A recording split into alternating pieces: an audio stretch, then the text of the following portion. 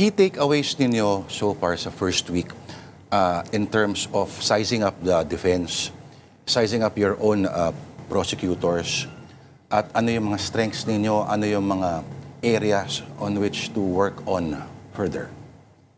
Well, sa amin, ang masasabi kong strength namin is yung ebidensya at yung katotohanan.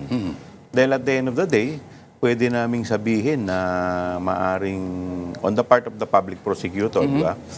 Medyo kalawang na kami pagdating sa trial. Kaya nga tayo may mga alalay ng mga private counsel. Pero, whether kalawang kami o hindi, yung katotohanan, hindi mo may pagkukubli. Lalong-lalo na kung ang usapin ay numero, dokumento, papeles, ebidensya. So, tingin ko dito nag-uumapaw yung aming lamang dito. So, sa kanila naman, masasabi ko na dahil yan naman talaga ang kanilang bread and butter, talagang trial. So, umaga, tanghali, gabi, yan ang kinakain nila. Yan ang talagang nasa araw-araw na ginagawa nila. Yan ang pinag-uusapan nila. Yan na yung mundo nila. At trabaho talaga At trabaho talaga nila. So, in fairness naman sa defense, siyempre, first 3 days pa lang yan. So, hindi pa rin natin mag-gauge yung talagang galing nila. Dahil, siyempre, kumbaga, meron tayong masasabi na namamalahibo pa eh. Diba? Medyo, ano pa eh. Malahibo. Pero, habang umaandar yan, yung trial, eh, medyo nasasanay na sila sa crowd. Dahil ito, ibang arena to eh. Tingin ko dito medyo lalabas na rin naman pero yung kanilang mga husay, di ba?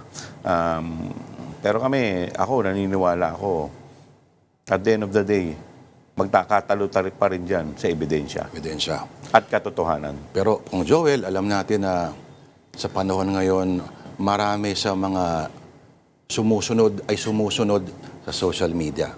Na alam natin na may mga naratibong naka-hijack ng, sabihin natin, mga malisyosong operators. Fake news. Fake news.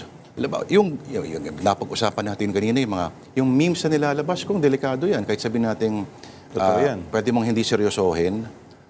Kung maraming nagsishare, maraming nakukonbinse yung mga ganun po. Kaya nga, Lord, malaking bagay yung makagaya ninyo eh. Yung mga talagang legitimate no, na nasa media.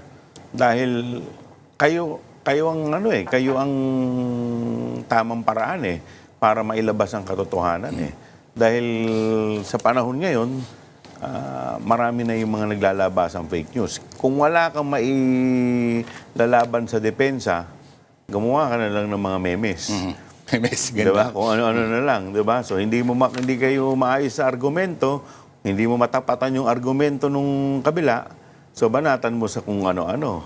Paninira na lang, keso ganito, keso gano'n ang itsura ng kabila. So, but at the end of the day, dapat yung mga kababayan natin nga ay sabihan natin na maging mapagmatsyag, maging mapag-obserba dahil itong pinag-uusapan dito napakalaga at may koneksyon sa sikmura ng bawat isa sa kanila.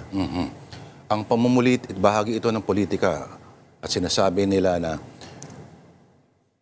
ang paghahanap ng accountability ay extension pa rin ito at hindi ito labas.